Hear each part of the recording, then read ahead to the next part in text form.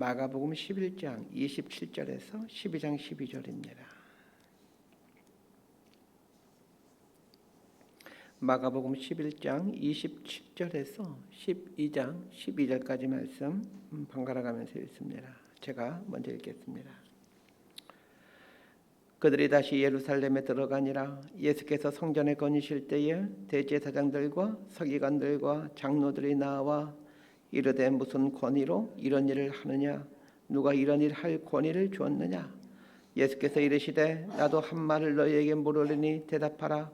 그러면 나도 무슨 권위로 이런 일을 하는지 이르리라. 요한의 세례가 하늘로부터냐 사람으로부터냐? 내게 대답하라. 그들이 서로 의논하여 이르되 만일 하늘로부터라 하면 어찌하여 그를 믿지 아니하였느냐 할 것이니 그러면 사람으로부터라 할까 하였으나 모든 사람이 요한을 참 선지자로 여기므로 그들이 백성을 두려워하는지라. 이에 예수께 대답하여 이르되 우리가 알지 못하노라 하니 예수께서 이르시되 나도 무슨 권위로 이런 일을 하는지 너에게 이르지 아니하리라 하시니라. 예수께서 비유로 그들에게 말씀하시되 한 사람이 포도를 만들어 산 울타리로 두르고 집자는 틀을 만들고 망대를 지어서 농부들에게 새로 주고 타국에 갔더니 때가 이르면 농부들에게 포도원 소출 얼마를 받으려고 한 종을 보내니 그들이 종을 잡아 심히 때리고 거저 보내었거늘 다시 다른 종을 보내니 그의 머리에 상처를 내고 능욕하였거늘 또 다른 종을 보내니 그들이 그를 죽이고 또 그의 많은 종들도 더러는 때리고 더러는 죽인지라. 이제 한 사람이 남았으니 곧 그가 사랑하는 아들이라 최후로 이를 보내며 이르되 내 아들은 존대하리라 하였더니 그 농부들이 서로 말하되 이는 상속자니 자 죽이자. 그러면 그 유산이 우리 것이 되리라 하고 이에 잡아 죽여 포도원 밖에 내 던졌느니라. 포도원 주인이 어떻게 하겠느냐? 와서 그 농부들을 진멸하고 포도원을 다른 사람들에게 주리라. 너희가 성경의 건축자들을 버린 돌이 모퉁이의 머릿돌이 되었나니 이것은 주로 말미암아 된 것이요 우리 눈에 놀랍도다 함을 읽어보지도 못하였느냐 하시니라. 12절 함께 읽습니다. 그들이 예수의 이 비유가 자기들 가리켜 말씀하심인 줄 알고 잡고자 하되 머리를 두려워하여 예수를 두고 가니라. 아멘. 예수님께서 6월절을 앞두시고 예루살렘에 올라오셨습니다. 그리고는 성전에 매일 성전에 들어가셨습니다. 왜 예수님은 매일 성전에 들어가셨던 것일까요? 예수님이 계속해서 성전에 들어가신 이유는 그만큼 성전이 중요하기 때문입니다. 성전이 중요한 것은 성전이 하나님을 담아내는 그릇이 되기 때문입니다. 다른 말로 하면 성전은 하나님과 사람을 연결시켜주는 통로입니다. 사람들에게 하나님이 어떤 분인지를 알려주는 도구가 됩니다. 성전 안에 있는 것들 예를 들면 성전의 기명들과 성전 안에서 행해진 제사의식 그리고 성전 안에서 생활하는 종교인들은 하나님을 담아내는 그릇이 됩니다. 그런데 예수님 당시 성전 안에서 살아가는 사람들은 대제사장과 종교 지도자들이 부패함으로 하나님을 담아내는 그릇으로서 역할을 하지를 못합니다. 예수님이 반복해서 성전 안으로 들어가셨던 이유는 하나님이신 예수님이 성전의 내용물이시다라는 것을 말해주기 위함입니다. 그렇게 함으로 성전이란 그릇에는 반드시 하나님이 있어야 된다라는 것을 보여주십니다. 27절과 28절 말씀 함께 읽습니다. 시작. 그들이 다시 예루살렘에 들어가니라. 예수께서 성전에 거니실 때에 대제사장들과 서기관들과 장로들이 나와 이르되 무슨 권위로 이런 일을 하느냐? 누가 이런 일할 권위를 주었느냐? 예수님 성전 안에 있던 부정한 것들을 내쫓기 위해 짐승을 파는 사람들 쫓아내시고 환정상들의 상을 부시죠. 그런데 종교 지도자들은 예수님의 이런 행동이 자신들의 권위에 도전하는 것이다 라고 생각을 합니다. 그래서 때를 지어 예수님께 와서 무슨 권위로 이런 일을 하느냐면서 이제 대항하죠. 이에 대해 예수님은 즉각적인 답변을 하지 않고 오히려 종교 지도자들에게 질문을 합니다. 29절에서 33절까지 말씀 함께 읽습니다. 시작. 예수께서 이르시되 나도 한 말을 너희에게 물으리니 대답하라. 그래야면 나도 무슨 권위로 이런 일을 하는지 이르리라. 요한의 세례가 하늘로부터냐 사람으로부터냐 내게 대답하라.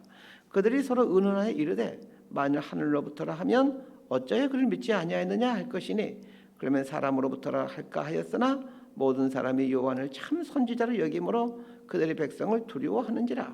이에 예수께 대답하여 이르되 우리가 알지 못하노라 하니 예수께서 이르시되 나도 무슨 권위로 이런 일을 하는지 너희에게 이르지 아니하리라 하시니라. 종교 지도자들이 예수님을 향하여 누가 너에게 이런 권한을 부여했느냐라고 묻자 예수님은 나도 너희에게 질문이 있다. 이 질문에 답변하면 나도 답변하겠다 하시면서 질문하십니다. 그 질문이 무엇입니까? 세례 요한의 세례가 하늘로부터 왔느냐 아니면 사람으로부터 왔느냐라는 질문입니다. 이 말의 의미는 세례 요한이 하나님이 주신 권위를 갖고 하나님의 명령에 의해 선지자 역할을 했느냐 아니면 자기가 자기에게 권위를 부여해서 자기가 그냥 알아서 세례를 주고 자기가 하고 싶은 말을 했느냐 이런 의미입니다. 이에 대해서 종교 지도자들이 바로 대답을 하지 않고 의논합니다. 의논하는 이유는 대답하기가 아주 곤란한 질문이기 때문입니다. 정확히 말하면 정답을 모르기 때문에 답변하기 곤란한 것이 아니라 정답을 너무 잘 알고 있기 때문에 답변하기 곤란한 겁니다. 세례 요한의 선포는 두 가지로 요약할 수 있죠. 하나는 회개의 세례이고 또 하나는 예수님이 하나님의 어린 양이니 그를 믿으라는 것이었습니다. 이게 세례 요한의 두 가지의 메시지입니다. 종교 지도자들이 세례 요한에 대해 하나님의 권위를 부여해서 세례 요한이 선지자 노릇했다라고 답변한다면 그들은 두 가지를 하지 않게 된 겁니다. 첫 번째는 회개를 하지 않는 것이고 두 번째는 예수님을 메시아로 받아들이지 않는 죄를 짓고 있는 것입니다. 반대로 세례 요한이 하나님이 주신 권위로 일하지 않고 자기가 알아서 자기가 자기에게 권위를 부여해서 자기 하고 싶은 말을 했다 이렇게 말한다면 이스라엘 백성들 전체가 세례 요한을 하나님이 보낸 선지자로 인정하고 있는데 자신들만 인정하지 않게 되므로 백성들의 지지를 잃어버리게 되는 것이죠. 그러기에 이러지도 저러지도 못하는 것입니다. 그래서 예수님께 모르겠다 이렇게 답변한 거죠. 참 비겁한 모습이죠. 모르고 있는 게 아닙니다. 알고 있습니다. 세례 요한이 분명 하나님이 보낸 선지자라는 걸 잘 알고 있습니다. 그런데 세례 요한을 하나님이 보낸 선지자로 인정하고 그 말을 믿는다면 자신들은 회개를 해야 되는 죄인이요 예수님 앞에 나와 무릎을 꿇어야 되기에 진리를 외면해 버리는 겁니다. 자리와 이득 때문에 진리를 외면한 것이죠. 예수님은 자신의 이익 때문에 진리를 외면하고 있는 이 종교인들을 깨우치기 위해 비유 말씀을 해주십니다. 그것이 12장 1절부터 나오는 악한 포도 농부 비유입니다. 비유에는 몇 사람의 등장인물이 나오죠. 포도 주인이 등장하고 또 농부들이 등장하고 포도 주인의 종들이 등장하고 포도 주인의 아들이 등장합니다. 이 비유를 잘 알기 위해서는 본문에 등장하고 있는 사람들이 누구를 의미하는가를 알아야 합니다. 포도 주인은 하나님을 의미한다 이렇게 생각하시면 되고 농부는 종교 지도자들 의미하기도 하지만 유대인들 혹은 이 땅에 있는 모든 사람들 이렇게 해석해도 틀리지 않습니다. 포도 주인의 종들은 하나님이 보내신 선지자들을 의미하고 그리고 아들은 예수님을 의미합니다. 자, 이 비유를 통해서 하나님이 어떤 분인지 그리고 우리가 누구이며 어떤 일을 저질렀는지 그리고 예수님이 누구인지를 알아야 합니다. 예수님께서 이 비유를 해주신 목적은 하나님이 어떤 분이신지 그리고 인간이 어떤 존재인지 그리고 하나님의 아들인 예수님이 어떤 분인지를 알려주기 위함입니다. 그래서 오늘 본문의 비유는 이 포도 농부의 비유는 성경의 압축판이라고 할 수 있습니다. 두꺼운 이 성경책이 말하고자 하는 핵심이 이 짧은 비유 안에 다 들어가 있습니다. 예수님이 죽음을 앞두시고 성경을 요약해서 말씀해 주시는데 그것이 포도 농부의 비유입니다. 그런데 이 비유는 성경의 요약만이 아니라 인류 역사의 요약이기도 하고 이 땅의 미래까지도 보여주는 아주 의미심장한 비유입니다. 비유에서 가장 중요한 사람이면서 가장 먼저 등장하는 사람이 이 포도원 주인입니다. 이 포도원 주인을 잘 연구하면 하나님이 어떤 분이신지를 알게 됩니다. 이 주인이 첫 번째로 한 것은 포도원을 만든 것입니다. 포도원을 만들기 위해 땅을 개간하고 울타리를 치고 망대를 세우고 그리고 포도나무를 심었습니다. 이건 하나님께서 이 땅에 있는 모든 것들을 창조하신 분이라는 것을 말해줍니다. 포도원 주인이 포도원을 만들고는 농부들에게 세를 주고 다른 나라에 갑니다. 다른 나라에 갔다라는 말은 이 포도원을 사람들에게 맡겨놓고 거의 간섭을 하지 않는다라는 말입니다. 농부들에게 포도원을 운영할 수 있는 자유를 주었다라는 뜻입니다. 그러나 자유는 종종 방종의 삶을 살게 하는 위험이 있죠. 그래서 포도원 주인은 이 농부들에게 약간의 세를 내도록 함으로 이 포도원이 농부 너희들 당신들의 것이 아니고 나 주인의 것이다라는 것을 깨닫도록 합니다. 시간이 흘러 주인이 타국에서 자신의 종들을 보내 포도원을 경작하고 있는 농부들에게 세를 받아오게 합니다. 이 세는 결코 많은 양의 세가 아닙니다. 아주 작은 양의 세에 불과합니다. 그럼에도 불구하고 종들을 보내 세를 요구하는 것은 농부들도 하여금 포도원의 주인이 누구인지를 알도록 하기 위함입니다. 포도원의 주인은 나라는 것, 당신들 농부들이 아니고 나라는 것을 알도록 하기 위해서 세를 요구했던 것입니다. 농부 입장에서 보면 주인은 멀리 타국에 있고 소출에 대해서도 자기 마음대로 할 수 있었기 때문에 점점 자신들을 포도원 주인 노릇하게 되고 포도원 주인이라고 생각하게 됩니다. 포도원 주인이 세를 내도록 했던 이유가 바로 이 이유 때문입니다. 농부들에게 너희가 주인이 아니라 내가 주인이다 라는 걸 깨닫도록 하는 것입니다. 세를 낸다는 것은 내가 주인이 아니라는 것을 인식하도록 하는 장치입니다. 우리도 어느 집에 월세 내고 산다는 사람이 있다면 그 말은 무슨 뜻입니까? 내 집이 아니라는 뜻입니다. 오늘 본문에 등장하는 농부들이 포도원을 자기 것인 양 아주 자유롭게 사용했습니다. 뭐 그래도 괜찮습니다. 그렇게 하라고 주인이 이 포도원을 농부들에게 임대해 준 것입니다. 그런데 마음대로 자유롭게 사용하지만 이것의 소유권에 대해서는 분명히 하라는 겁니다. 포도원 주인이 세를 받아오라고 종을 보냅니다. 세를 받고 싶어서 종을 보내는 것이 아니라 소유권을 확인시키기 위해서 보내는 것입니다. 포도원 주인이 타국에 있는데도 젖지 종들을 보내죠. 그 종들 보내는 값이 농부들에게 받을 세보다 아마 더 많을 겁니다. 그럼에도 불구하고 계속해서 종들을 보내는 것은 소유권을 분명히 하도록 하기 위함입니다. 종들이 오자 농부들이 때려서 보냅니다. 그리고 그 다음번 종들은 상처를 내서 보냅니다. 그 다음번 종들은 아예 죽입니다. 종들이 맞아서 오고 병신되어서 오고 송장이 되어서 오는데도 왜 포도원 주인은 계속해서 종들을 보내는 것입니까? 소유권 때문입니다. 종들이 세를 받아오기는커녕 병신이 되고 송장이 되오자 포도원 주인은 마지막으로 자신의 아들을 보냅니다. 아들은 죽이지 않겠지? 이 생각하면서 아들을 보냅니다. 그래서 농부들은 아들을 보자 이 아들 죽이면 그에게 갈 유산이 전부 다 우리에게 올 것이다. 다른 말로 하면 진짜로 소유권이 우리에게 올 것이다 라고 하면서 이 아들까지 죽여버리고 맙니다.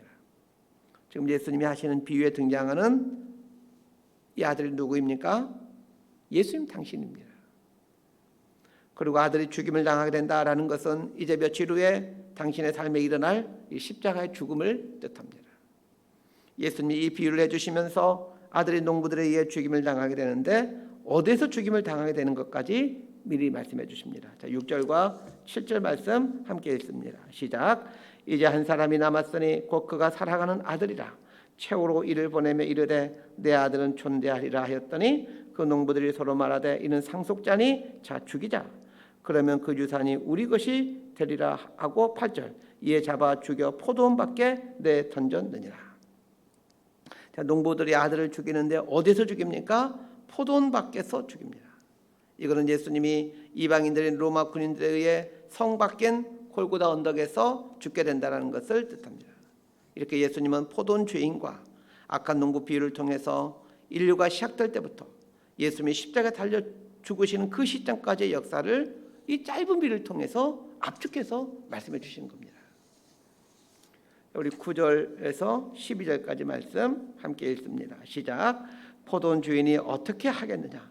와서 그 농부들을 진멸하고 포도원을 다른 사람들에게 주리라.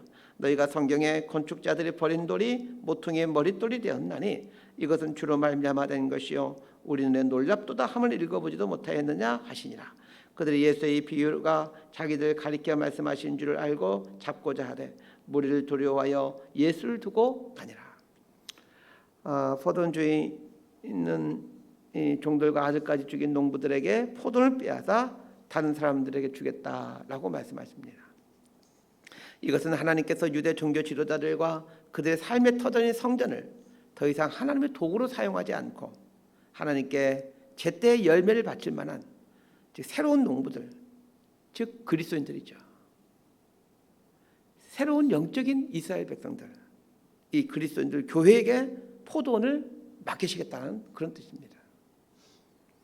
여기서 인생과 교회에 대한 비밀을 깨닫게 됩니다. 어떤 사람이 하나님의 도구로 쓰임받을 수가 있느냐는 것입니다. 어떤 교회가 하나님의 도구로 쓰임받을 수 있느냐는 것입니다. 제때에 새를 바칠 만한, 제때에 열매를 바칠 만한 그리스도인, 제때에 열매를 바칠 만한 교회를 하나님은 사용하신다는 것입니다. 저와 여러분의 인생이 쓰임받게 되는, 하나님께 쓰임받게 되는 비결은 아주 간단합니다. 소유권을 분명히 하며 사는 겁니다. 신앙인 중에 소유권 분명히 하지 않으면서 하나님께 쓰임받는 사람은 단 한 사람도 없습니다. 하나님께 쓰임받는 사람들의 공통적인 특징이 있습니다. 소유권을 분명히 하며 산다는 겁니다. 포도원 농부 비유를 해주시다가 갑자기 예수님이 돌에 대한 이야기로 전환을 하십니다. 재미있는 것은 유대인들에게 있어서 이 아들과 돌은 아주 밀접한 연관성을 맺고 있다는 겁니다.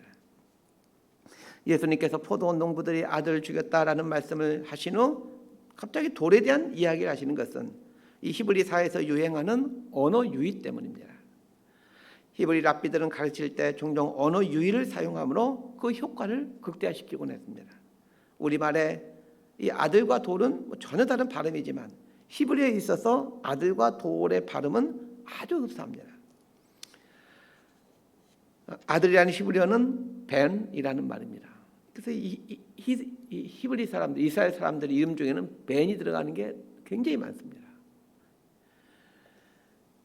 돌이라는 히브리어는 에벤이라는 말입니다. 사무엘상에 보면 에벤에셀이라는 말이 나오는데 이 말의 뜻은 인도의 돌이라는 뜻입니다.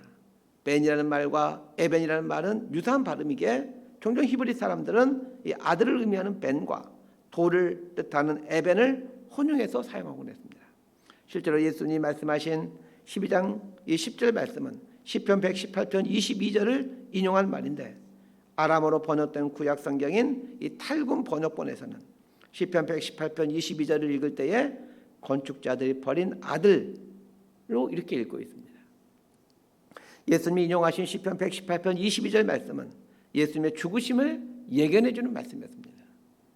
건축자들이 버린 돌처럼 예수님이 그렇게 버림받게 된다는 말입니다.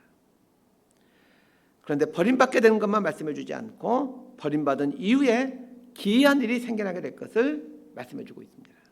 그 기이한 일은 무슨 일입니까? 건축자들에 의해 버림받은 돌이 모퉁이 돌이 된다는 겁니다. 여기서 말하는 건축자들은 유대인들을 의미합니다. 종교 지도자를 비롯해서 유대인들이 버린 돌은 예수님을 말합니다.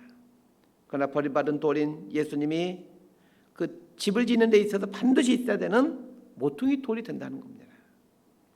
예수님은 죽음을 앞두고 당신이 하나님의 아들이며 포악한 농부들에 의해 죽임을 당했던 이 주인의 아들처럼 며칠 후에 포도원 밖에서 죽임을 당해야 된다는 것을 미리 말씀해 주십니다. 그리고는 하나님께서 죽은 자신을 다시 살리심으로 이 모퉁이 돌로 사용하신다는 것을 말씀해 주십니다. 예수님이 다시 살아나심으로 모퉁이 돌이 되는데 그 모퉁이 돌에 얹혀져서 지어지게 되는 건축물은 하나님의 나라라는 건축물입니다. 그러면 모퉁이 돌인 예수님을 기초로 삼고 하나님이 세워가고자 하는 하나님 나라의 도구로 사용되는 사람들은 누구이겠습니까? 소유권을 분명히 하며 살아가는 사람들입니다. 하나님이 주인이시고 나는 종이다 라는 사실을 인정하고 사는 사람들입니다. 말씀 정리합니다. 소유권을 내어드리고자 발버둥치는 그리스도인만이 소유권을 내어드리는 것이 무엇인지를 터득하게 됩니다. 그런데 그 소유권을 내어드리는 경지에 이르게 되었을 때에 내 삶에 주어진 모든 것들이 하나님의 놀라운 은총이요 선물이라는 사실을 알고 감격하고 또 통곡하게 됩니다. 하나님께서 나를 이렇게 사랑하셨구나라는 것을, 하나님께서 나를 이렇게 믿고 많은 걸 맡겨주셨구나라는 것을, 하나님께서 나에게 대해서 이렇게 오랫동안 인내하고 계셨구나라는 것을 알게 됩니다. 이걸 알게 되는 사람이 그리스도인입니다. 이렇게 살아가고 이렇게 신앙생활해가는 저와 여러분이 될 수 있게 되기를 진심으로 소망하고 축복합니다. 기도하겠습니다. 하나님 아버지, 우리 것이라고 내 것이라고 생각되어진 모든 것들 곰곰이 생각해 봅니다. 정말 내 것입니까? 하나님께서 맡겨놓으신 포도원 아닙니까? 하나님 아버지, 우리의 삶이 더 이상 내 것이라고 소유권을 주장하며 살아가는 악한 사람들이 되지 않게 하시고 예수님을 모퉁이를 삼고 그에 얹혀지는 인생이 되어 하나님 나라를 세워가는 복된 인생이 되게 하옵소서. 그래야 하나님께서 주시고자 하시는 영원한 하나님 나라를 세워가며 동시에 하나님 나라의 기쁨을 날마다 누려가는 이 구원의 은총을 누려가는 저희들이 되게 하여 주옵소서. 예수님 이름으로 기도드리옵나이다. 아멘. 기도하고